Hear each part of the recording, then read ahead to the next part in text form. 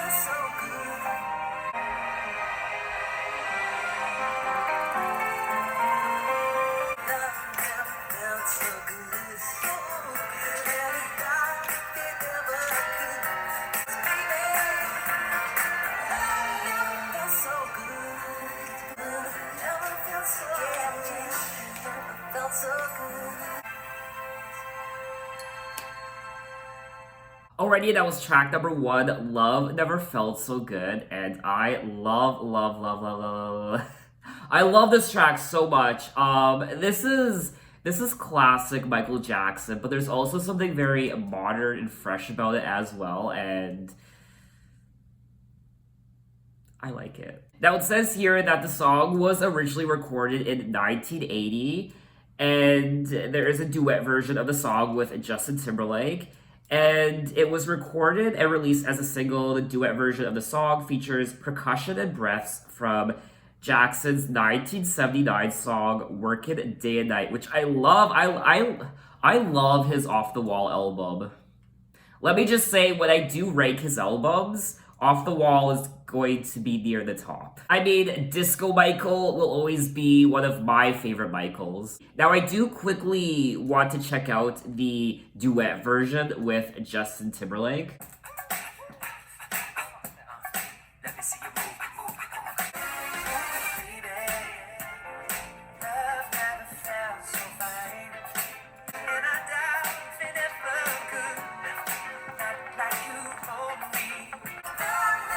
So good.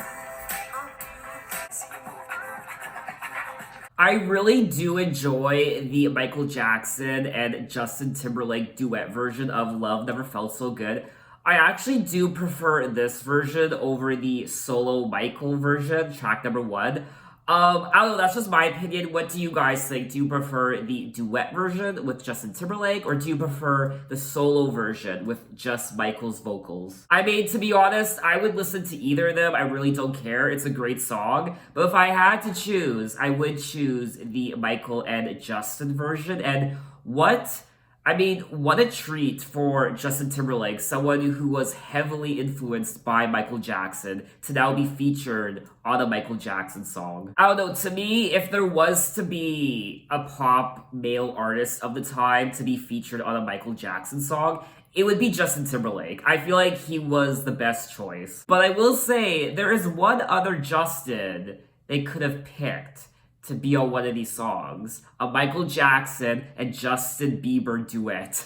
Could you imagine? But anyway, let's move on to track number two, Chicago. I met her on the way to Chicago, where she was all alone. She said she didn't have no man, please to get the benefits she had. She lied to you, lied to me, don't you wanna love me, love me? She lied to you, lied to me, don't you wanna love me, love me? She said that you were damn no man, tried to get me anyway she could. Said don't you didn't have no love.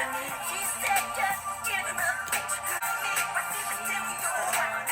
She thought that loving me must be. Okay, that was track number two, Chicago, and these tracks are gems. They really are, and this just makes me wonder as to how many hidden hits and gems there are locked away in the Michael vault of previously unreleased songs. I mean, we're only two tracks in, and you could tell that this album, production-wise, is a lot better than the first posthumous album released after his death from 2010, Michael. The production on this album is leaps and bounds so much better than that album. I did appreciate that album. It did sound like a Michael Jackson album. I mean, there were obviously tracks that a lot of people are alluding to weren't Michael's vocals. Even I heard it on one of the songs. It just didn't sound right. It sounded like someone else was singing the song. But the songs were great. It's just the production wasn't polished, and you could tell the album was rushed. Unlike this album, it's much more finished, and it sounds like a real, genuine Michael Jackson album. Now, he is telling a story of this woman who he met in Chicago, where she was all alone, and they connected, and it says, she said she didn't have no man. She was lying. Raised the kids the very best she can. She told me she was all alone. So she told Michael that she was alone, she was single, she didn't have kids or a husband, but she was obviously lying. She lied to you, lied to me, because she was loving me, loving me. So she was cheating on her husband with Michael. I never would have thought she was living like that. Her words seemed so sincere. When I held her near, she would tell me how she feels. She thought that loving me was cool while you were at work and the kids were at school. She lied to me because you got a family. So I don't know if this actually happened. It could have, or maybe it's just a story Michael came up with. I mean, given how many women were throwing themselves at Michael back in the day, it's not hard to believe that this actually happened. Now, it says here that Chicago was originally called She Was Loving Me and was recorded in 1999 but failed to make it on the Invincible album. Chicago was also supposed to be the first single released off of Xscape, but instead, obviously, they chose Love Never Felt So Good, which I'm not gonna play about that. I love Love Never Felt So Good. I think it's a great lead single. Michael told his longtime friend he wanted a space-like theme to the song. So I'm thinking because he wanted the song to be space-like, that's where the album artwork for Xscape came from, because it is space themed. He's wearing this space bodysuit. You can see the galaxy in his body, and he's wearing this, I don't know what it's called, it's like this disc thingy. It almost looks like Michael Jackson is emerging from a black hole in space. I honestly loved everything about this track, and I can see myself listening to it over and over and over again. Now, I do quickly want to check out the original version of Chicago, track number 10. Met her on the way to Chicago, where she was all alone. She said she didn't have no man, need to get the very best she can. Lie to you, lie to me, 'cause she will love me, love me. I really do like the original version of Chicago. The track number 2 version is definitely more modern and current when it comes to the production. So I don't know, I like both of them. Now I also want to quickly check out the original version of Love Never Felt So Good, track number 9. Baby, love never felt so good. And a dot is ever mine. And I like you for me. Baby, every time I love you in our lives, love never felt so good.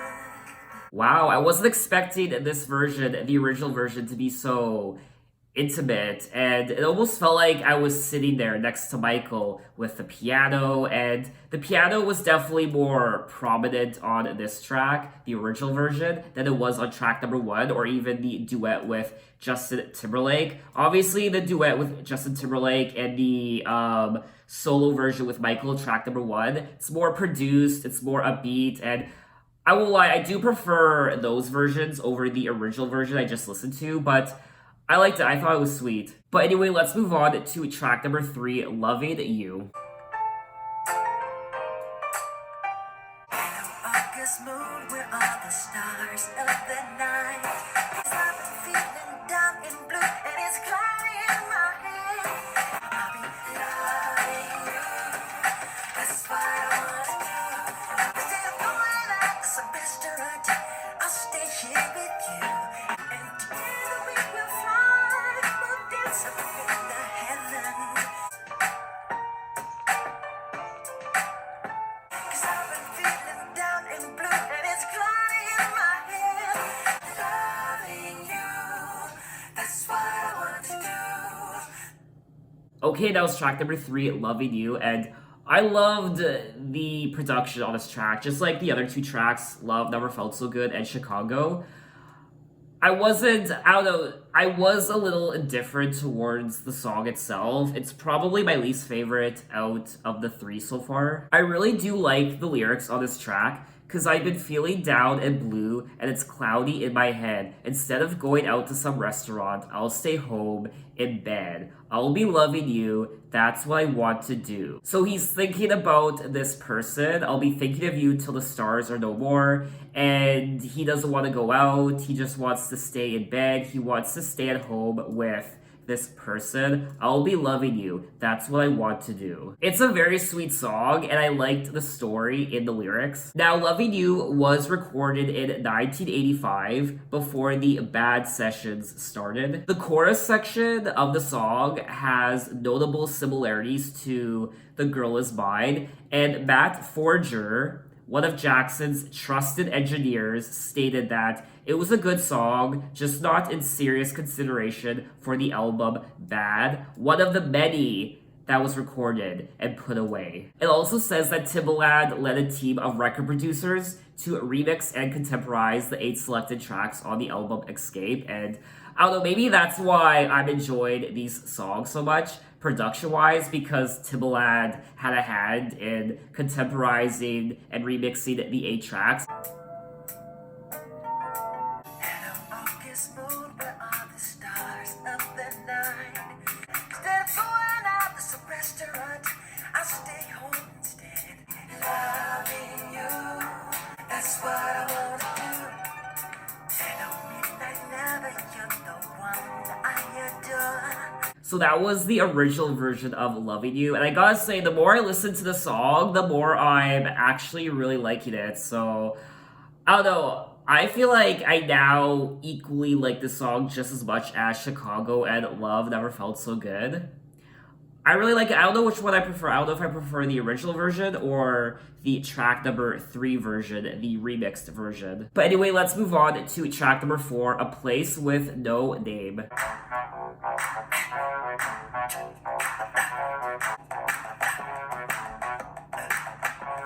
I drove across on the highway, so I rolled out, parked the car like sideways. I walked down toward the end of the road, and in the fog, a woman appeared. Place without no name.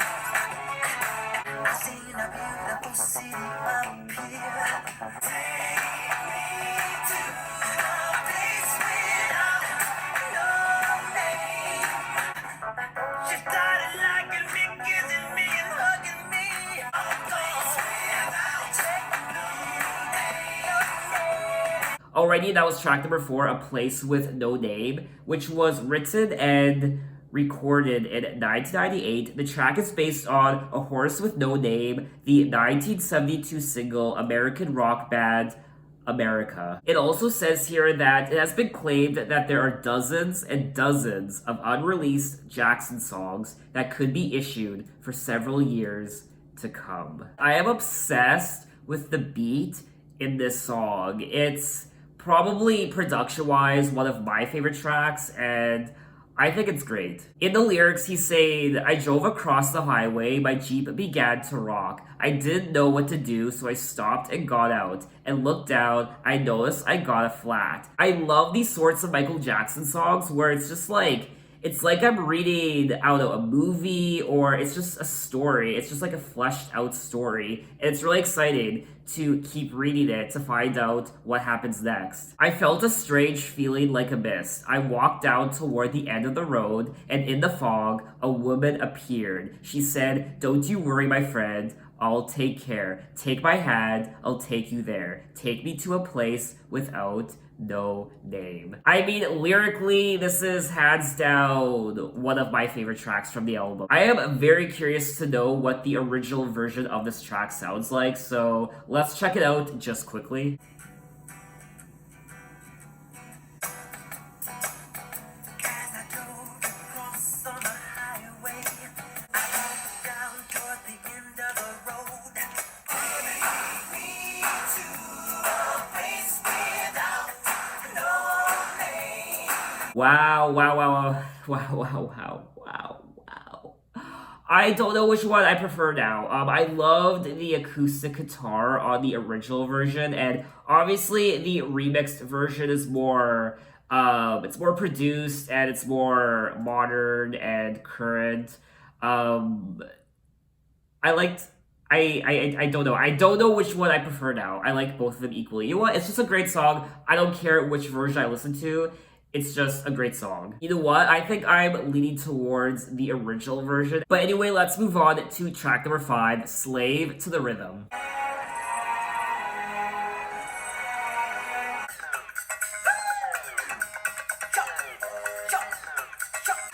She dances and she said that she dances to his needs. He's a slave to the rhythm. He's a slave to the rhythm. A slave to the rhythm. She dances to the kitchen stove. Dinner is served by 9.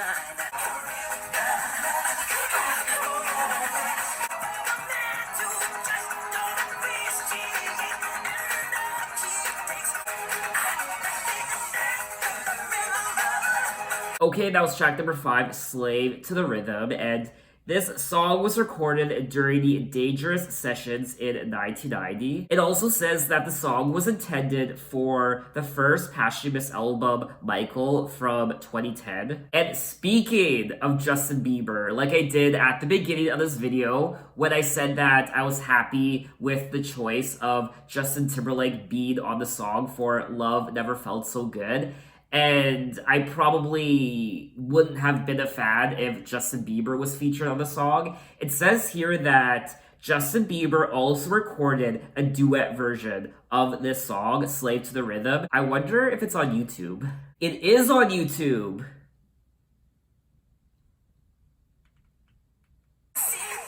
dances in these sheets at night. She dances to his needs. She's slave to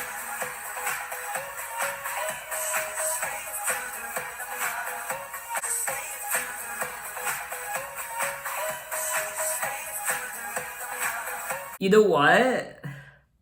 I didn't hate it. I actually really liked it.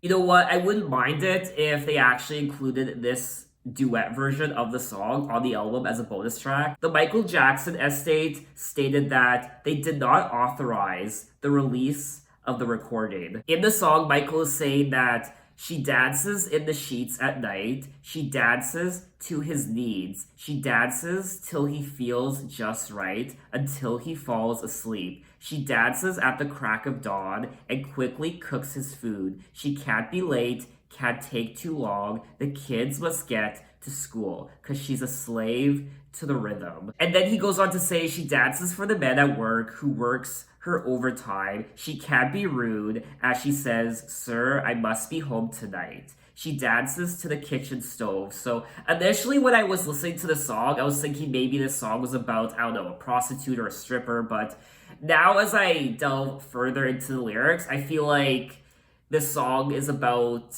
just an everyday woman, an everyday wife who is a slave to try to make her husband happy sexually and also trying to maintain a job, a full-time job, also having to cook food for her family when she gets home from work, having to take care of the kids. So she's kind of a slave to all the things she has to do to provide for her family. Work and cooking and taking care of the kids, pleasing her husband. At least that's my interpretation of the song. I could be wrong. This is definitely a great song and it's continuing the bop train. I mean, every single track I've listened to so far has been solid and I just really loving this album.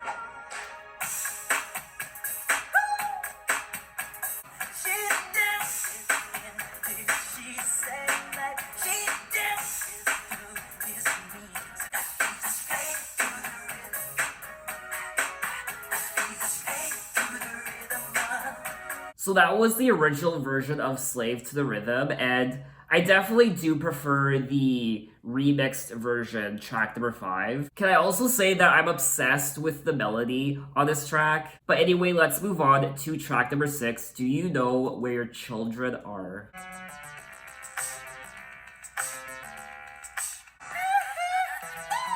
Father goes home from work and he's spent the day. Do you know where your children are? Because it's not 12 o'clock. Just imagine how scared they are. She wrote that she is tired of stepdaddy using her.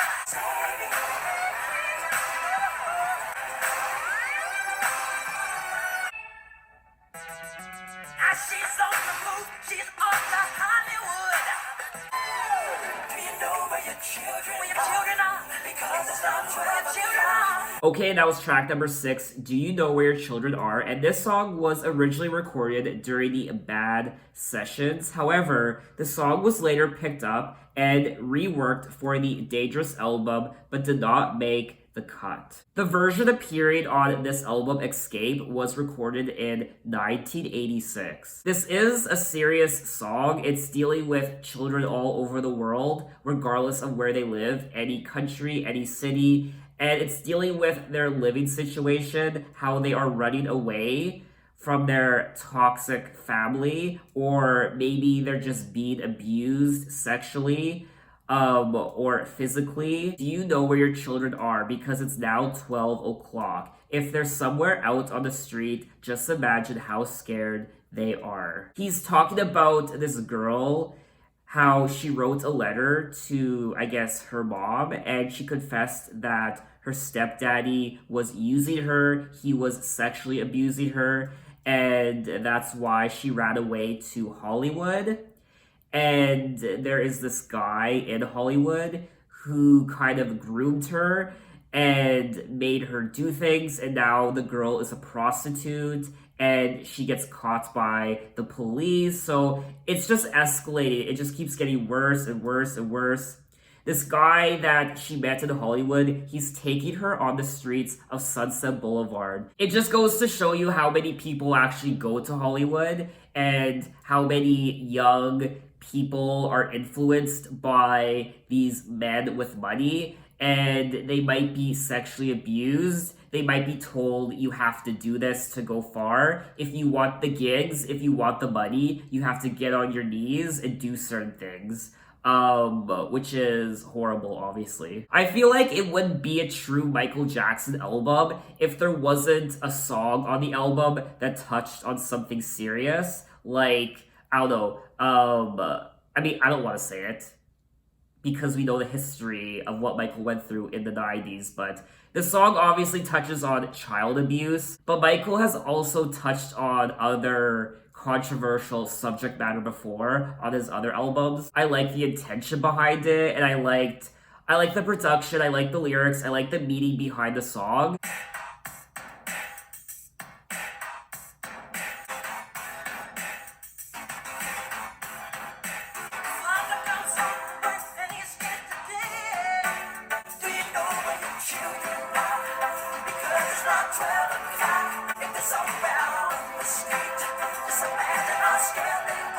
So that was the original version of Do You Know Where Your Children Are? And I liked it. I do prefer the remixed version though, track number 6. But anyway, let's move on to track number 7, Blue Gangsta.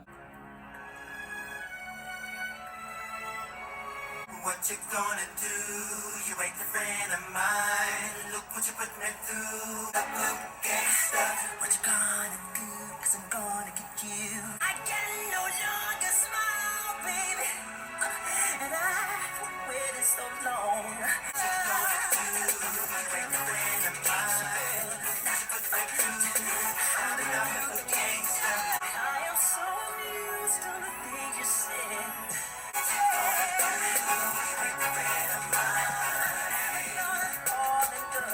Okay, that was track number 7, Blue Gangsta, and this song was originally recorded in 1998 but failed to make it on the Invincible album, and this song did remind me of the aesthetic of the Invincible album. It has that sound to it. I was pretty indifferent to his Invincible album. I wasn't the biggest fan of it, but this does sound like a song that could have been a part of it, and I don't know, I'm not the biggest fan of this track, and it's probably my least favorite on the album. Actually, what am I saying? It is my least favorite song on the album. In the song, he is saying, "You ain't the friend of mine. Look what you've put me through. Now that I'm the blue gangsta, what you're gonna do? You ain't the friend of mine." I am gonna say though, even though I'm not the biggest fan of this track, I still really liked the production.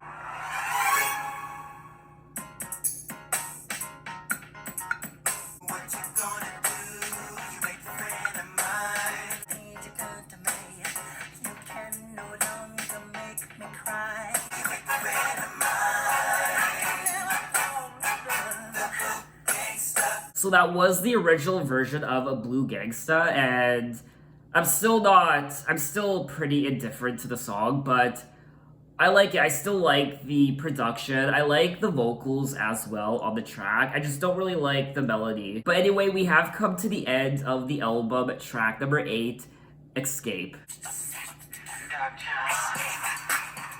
Dark Child.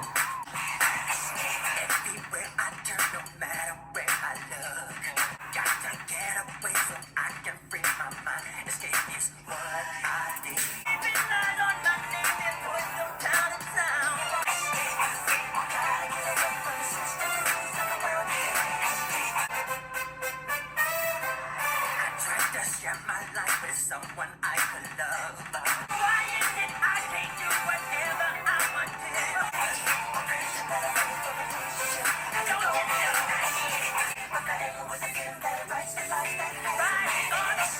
to? Okay, that was the final song of the album, track number 8, Xscape, which was originally recorded in 1999 during his Invincible album recording sessions but failed to make the album. The song is pretty straightforward when it comes to the lyrics. He's saying, "Everywhere I turn, no matter where I look, the system's in control. It's all rad by the book. I've got to get away so I can free my mind. He's saying how he's got to escape from the system and the pressure that I face from relationships that go away. The man with the pen that writes the lies that hassle this man. I tried to share my life with someone I could love, but games and money is all she ever thought of.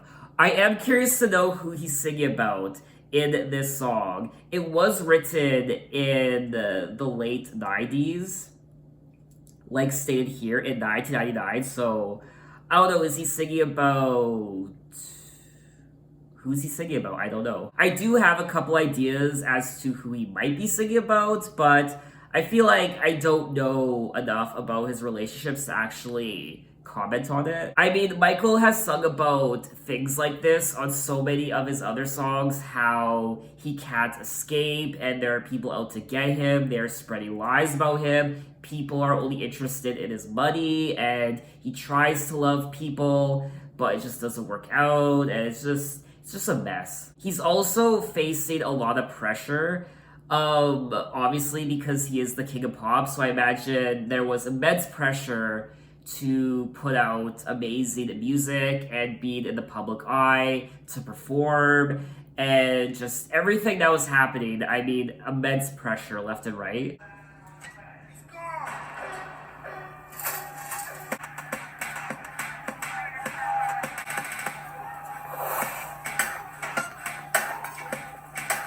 Everywhere I turn, no matter where I look, I know the system's in control, is all run by the book. Gotta get away from the system rules of the world today. Escape the pressure that I face from relationship. Had to go away. Escape. You know what? I think I prefer the original version of Xscape to the remixed version on track number 8. I was gonna say that even though I like the lyrics and the meaning behind what he's saying, I'm still not the biggest fan of this track, but I am a bigger fan of the original version of the song, so I actually really like the track now. So that is all 8 tracks of Xscape by Michael Jackson, and this is a great album from the late Michael Jackson, and these are great previously unreleased songs. They really are gems, and they're bops, and it's just so unfortunate that these songs were kept in the Michael Jackson vault for so long, but we finally get to hear them, and they're great. And honestly, I would listen to all these songs again. There are a couple tracks that I'm a little indifferent towards, but overall, this is a solid Michael Jackson album, and if only Michael Jackson was alive, I can only imagine this album probably would have been so much better, but I still think it's great. I don't want to say that I prefer the songs on this album to his Michael album because I still really liked the unreleased songs from his Michael album. I just find this album more polished and put together. And I also enjoyed hearing the original versions of the songs. It says here that the album received generally favorable reviews. Now, obviously, there are people who didn't like this album. There are a lot of Michael Jackson fans who don't like this album. In particular, there is one Jackson fan who, writing for Yahoo, said that much of the album had a dated feel, with A Place with No Name having poor lyrics and sound. She concluded that putting out music that falls below Jackson's standards detracts from the carefully constructed catalog he spent decades creating and protecting. And as to what I think Michael would have thought of this album, I don't know. I don't know if he would have despised it, or maybe he would have liked it. Maybe he would have been able to appreciate what they did with his songs. So I don't know. Do you think Michael would have appreciated what they did? Or do you think he would have just despised it? And once again, just like the 2010 album Michael, I still feel like there's something missing from this album. It's missing the magic touch from Michael Jackson. I do like the flow of the album from one song to the next. That was one of the issues I had with the 2010 album, is that the flow was just off and it was really random. The tracks just felt like they were thrown together, and I do understand that it was a compilation album, but I feel like there still needs to be some sense of flow from one track to the next, and I did enjoy the flow of the songs on this album. So I think that's everything I wanted to say on the album, and that's a wrap. That's officially all of Michael Jackson's albums. There are no more Michael Jackson albums to listen to until his estate decides to put out another album, which some of you have said that there are rumors that another Michael Jackson album is coming. So perhaps this Michael Jackson discography journey isn't over just yet. But I am gonna say that even though I'm done all his albums, I will be starting with his music videos this coming Sunday with his first music video for Don't Stop Till You Get Enough. So look out for that video this coming Sunday, and thanks for watching, guys. You can find me on Instagram, you can find me on Twitter, you can message me, you can tell me other artists I should check out. I'm open to any artists from any decade. You can find me on Apple Music, you can check out my playlist, yada yada yada, blah blah blah. I'll see you next time. Take care.